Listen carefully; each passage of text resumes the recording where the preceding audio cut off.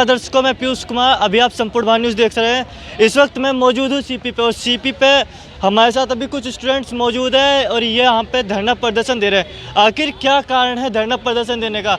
और मैं आपको बता दूँ, कंटिन्यू भारत देश के अंदर लगातार कोई भी राज्य हो, धरना प्रदर्शन हर स्टूडेंट की तरफ से दिया जा रहा है, चाहे वो कोलकाता का हो, चाहे वो किसी भी देश का हो।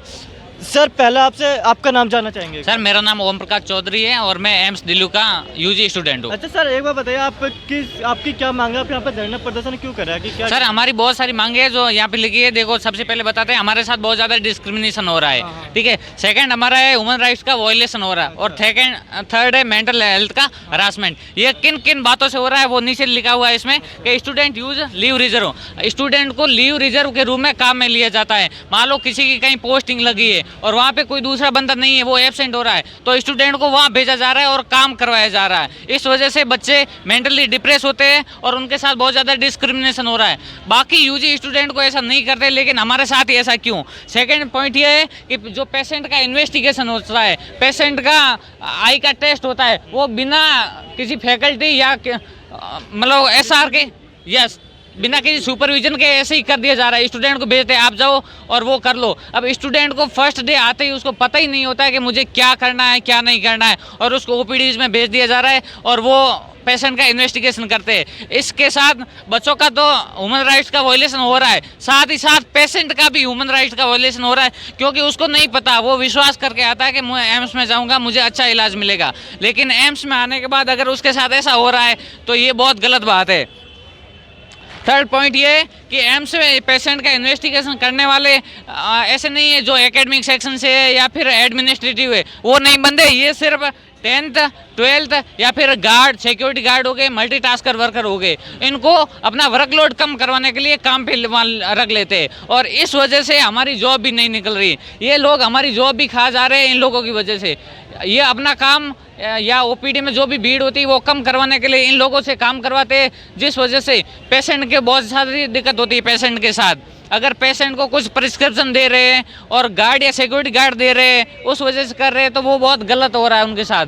पता नहीं अगर फ्यूचर में कुछ हो जाएगा तो उसके लिए रेस्पॉन्सिबल कौन होगा? एम्स का डायरेक्टर होगा, DN होगा, या हमारे PM सर होंगे, या फिर JP नड्डा सर होंगे, ठीक है। उसके बाद ये है कि हमारी कोई भी क्लासेस नहीं होती, प्रॉपर क्लास नहीं है। जब से हमारा कोर्स चल रहा है बिना कैरिकुलम के चल रहा है, और नहीं कोई हमारे पढ़ाने के लिए प्रॉपर टीचर है। ऐसी नॉन एकेडमिक या टेक्नीशियन आके हैं जो हमें पढ़ा के चले जाते हैं, वो भी सिर्फ 20 से 25 मिनट की क्लास होती है, और जो भी शेड्यूल में क्लासेज होती है उनमें से केवल 25 से 30% क्लास होती है, पूरी क्लासेस भी नहीं होता है। इन वजह से बच्चों को बहुत ज़्यादा मेंटल हेल्थ का सामना करना पड़ रहा है, और बहुत सारे ऐसे भी बच्चे हैं जो एडमिट भी है, साइकेट्रिक पेशेंट भी बन चुके हैं इस वजह से। नेक्स्ट है कि 48 ईयर 1976 से आज तक हमारे लिए कोई भी LT नहीं है, लेक्चर थिएटर जहाँ पे हम पढ़ सकें, और सेकंड ये हमारे लिए कोई भी टीचर नहीं है। तो ये 48 साल हो गए कोर्स को चलाते हुए, इनके पास टीचर नहीं है, इनके पास प्रॉपर LT नहीं है। बाकी सारों के लिए LT है, बाकी यूजी स्टूडेंट के लिए प्रॉपर टीचर है, प्रॉपर LT है, लेकिन हमारे पास नहीं है। तो ये हमारे साथ बहुत बड़ा डिस्क्रिमिनेशन हो रहा है। नेक्स्ट पॉइंट ये है कि 2018 के बाद कोई कैरिकुलम नहीं है, और 7 बैच पास हो गए जो बिना कैरिकुलम के, और इनको पास आउट भी कर रहे हैं यहाँ से। तो उनको आगे उनका क्या फ्यूचर है क्या नहीं है उसको कोई नहीं देख रहा है, सीधे उनको पास आउट किया जा रहा है। नेक्स्ट, मतलब कोई नहीं देख रहा है, पास आउट कर दिया जा रहा है। यस सर, ऐसे ही फर्जी डिग्री दिए जा रहे हैं, लेकिन कोई नहीं देख रहा कि उसका आगे फ्यूचर क्या है भविष्य में। डिग्री जब दे रहे हैं तो दे क्यों रहे हैं? अभी फर्जी डिग्री तो चाहे को नहीं चाहिए ना। नहीं, ऐसे ही बस कोर्स चल रहा है, कोर्स के नाम से डिग्री दे रहे हैं, बच्चा क्या सीख रहा है क्या नहीं सीख रहा है वो उनको कोई मैटर नहीं है। मतलब नहीं है, यस, कुछ भी सीखे बच्चा, कुछ भी सीखे, उनको बस काम करवाना है। जो भी वहाँ आ रहा है काम पे लगा दे रहे हैं, काम किया जाओ, उन्हें कोई मतलब नहीं क्लास हो रही है नहीं हो रही है, या पोस्टिंग भी कर रहे हैं, वहाँ पे क्या सीख रहा है क्या नहीं सीख रहा है। बच्चे को काम पे भेज दे, और वहाँ पे अगर बच्चा एब्सेंट हो जाता है किसी और बच्चे को भेज देते हैं। और last point not the list, इसमें हमारा हॉस्टल नहीं मिल रहा है, क्योंकि यहाँ पे हर साल यूजी के बहुत सारे स्टूडेंट आते हैं, 200-300 स्टूडेंट आते हैं हर साल यूजी के, उन सबको हॉस्टल मिल जा रहा है, लेकिन हम 24 स्टूडेंट हैं, इनके लिए इनके पास हॉस्टल नहीं है। उन सारे बच्चों को 1 सीट हॉस्टल मिलता है, लेकिन हमको 3 साल वेट करने के बाद 6 सीटर रूम मिलता है। तो ये हमारे साथ बहुत बड़ा डिस्क्रिमिनेशन हो रहा है। अगर वुमेन सेफ्टी की बात की जाए जो इंडिया में आजकल बहुत ज़्यादा चल रहा है, अगर वो 100 से अधिक लड़कियों की सेफ्टी एम्स वाले ले रहे हैं और हमारे कोर्स में 15 से 20 लड़कियां आ रही है, उनकी सेफ्टी कौन लेगा? उनकी सेफ्टी वो नहीं ले सकते। इन लड़कियों के साथ कुछ हो जाएगा तो वो रेस्पॉन्सिबल नहीं है, लेकिन उन लड़कियों के साथ कुछ हो जाएगा तो वो रेस्पॉन्सिबल है। ऐसा क्यों हो रहा है? ये हमारे साथ बहुत बड़ा डिस्क्रिमिनेशन हो रहा है। तो हम चाहते हैं इन सब मुद्दों को लेकर एक नेशनल लेवल की इन्वेस्टिगेशन कमेटी बनाई जाए, जिस कमेटी में एम्स का कोई भी बंदा शामिल नहीं हो और इवन एम्स के प्रेसिडेंट JP नड्डा सर उसमें होने चाहिए। हमारी ये मांग है। अच्छा, क्योंकि देख सकते हैं आप सभी लोग यहाँ पे सभी धरना प्रदर्शन कर रहे हैं। मैं आपको बता दूँ कुछ लड़कियाँ भी यहाँ पे मौजूद है और कोलकाता में भी एक इसी प्रकार से लेडी डॉक्टर का रेप हुआ था। मैम क्या कहेंगी, आप भी इस टाइम यहाँ पे धरना प्रदर्शन कर रहे हैं, लेडी डॉक्टर का भी रेप हुआ है, उससे जोड़ा जाए तो आखिर क्या निष्कर्ष निकल रहा है? यहाँ पे जितने भी स्टूडेंट आते हैं वो सब बाहर के स्टेट से ही आते हैं। यहाँ पे हमें पहले पता ही नहीं होता कि हमें हॉस्टल मिलेगा भी या नहीं मिलेगा। जब हमने हमारी काउंसलिंग करवा ली, फीस जमा करवा ली, उसके बाद हमें बोलते हैं कि तुम्हें हॉस्टल अभी हाथों हाथ नहीं मिलेगा। तो ये तो गलत बात है ना। हम बाहर दूसरे स्टेट में कहाँ अपने लिए रहने की जगह देखेंगे?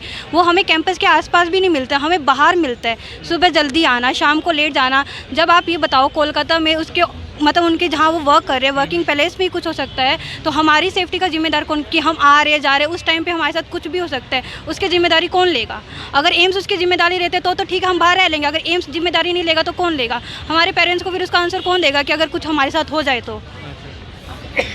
आइए और लोगों से बात करते हैं। क्या नाम है मैम आपका? सर मेरा नाम आकांक्षा यादव है, मैं प्रयागराज से हूँ। मैम क्या कहेंगी, एक तरफ लेडी डॉक्टर का रेप हो चुका है, उसके बाद और भी डॉक्टर्स लगातार धरना प्रदर्शन दे रहे हैं, लेकिन अब बंगाल की तरफ से ये कहा जा रहा है कि वहाँ की मतलब जो भी संस्था है उनकी तरफ से कहा जा रहा है कि इन्हें हटाओ, ये प्रदर्शन बंद करो, वापस हॉस्पिटल जाओ।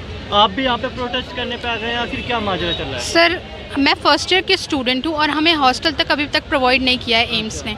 तो मतलब हमारा ये होता है कि हम रहते बहुत दूर हैं, हमें आने में 40 से 45 मिनट लगते हैं। हमारे भी पेरेंट्स को हमें कॉल करके बताना पड़ता है कि हाँ पहुँच गए। ये बहुत बड़ा मतलब फीमेल सेफ्टी के ऊपर क्वेश्चन मार्क है कि अगर हम यहाँ पे एम्स के नाम पे आ रहे हैं तो सब सारे UG कोर्सेज में एकोमोडेशन है, तो फिर हमारे लिए क्यों नहीं है?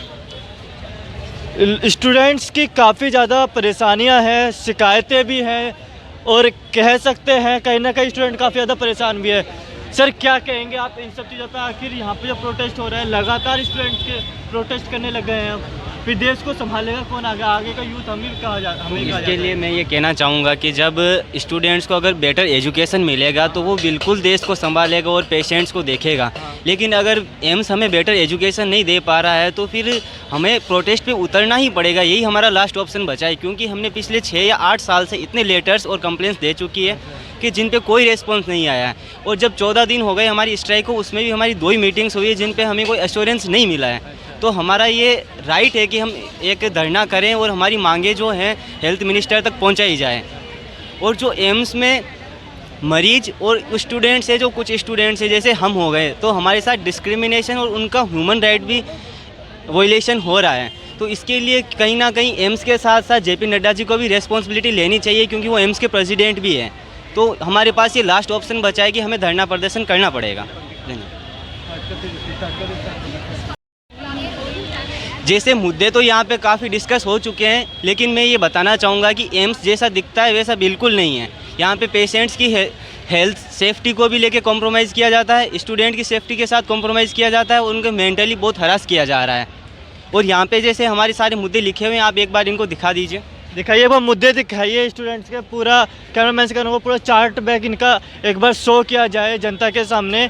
और एक लास्ट हम क्वेश्चन मैम से पूछना चाहेंगे। मैम एक चीज़ बताइए, आप भी लेडीज़ है, एक तरफ लेडीज़ के साथ गैंग रेप का मामला सामने आ जाता है, उसके बाद राजनेता ये पल्ला झाड़ देते हैं कि ऐसा हो जाता है, ये नया यूथ है। फिर जब नया यूथ ही है तो नया यूथ प्रोटेस्ट पे आने के बाद उसे क्यों नहीं इंसाफ मिल पा रहा है? सर विमेन सेफ्टी एक बहुत बड़ा मुद्दा है इस देश में। जब RG कार में कैंपस के अंदर हो सकता है, हम तो फिर भी बाहर रहते हैं, वो भी एम्स से दूर रहते हैं। तो हमने इन सब चीज़ों के लिए national commission for womens right में केस भी फाइल किया गया है। बट मैं निराशाजनक, मतलब बहुत बड़ी निराशाजनक वाली बात है कि हमारी कोई मदद नहीं कर रहा है। एक बहुत बड़ा मुद्दा है, तो हम बेसिक राइट मांग रहे हैं, राइट टू एजुकेशन मांग रहे हैं, राइट टू इक्वालिटी मांग रहे हैं, सेफ्टी मांग रहे हैं, तो मतलब बहुत बड़ा डिस्क्रिमिनेशन हो रहा है हमारे साथ, क्योंकि हज़ारों बच्चियाँ वहाँ पे पढ़ रही हैं, 5 साल के 4 साल के कोर्सेज़ वाले पढ़ रहे हैं। अच्छा, सुप्रीम कोर्ट ये कह रहा है कि आप प्रोटेस्ट बंद कर दीजिए, एक आप भी डॉक्टर के उससे लग रहे हैं, आप भी यहाँ पे प्रोटेस्ट कर रहे हैं, फिर वो मना क्यों कर रहा है? सर क्योंकि ये तो वही, मतलब एम्स का यही तो काला सच है, बहुत बड़ा सच है, वो अंदर राज छुपा के रखना चाहते हैं। बट हम यहाँ पे अपना हक मांग रहे, इसलिए हम नहीं रुकेंगे जब तक हमारी मांगे पूरी ना की जाए। देख सकते हैं आप यहाँ पे स्टूडेंट्स की लगातार मांगे हैं कि उन्हें न्याय मिले, शिक्षा मंत्री उन्हें न्याय दे। ऐसे में मैं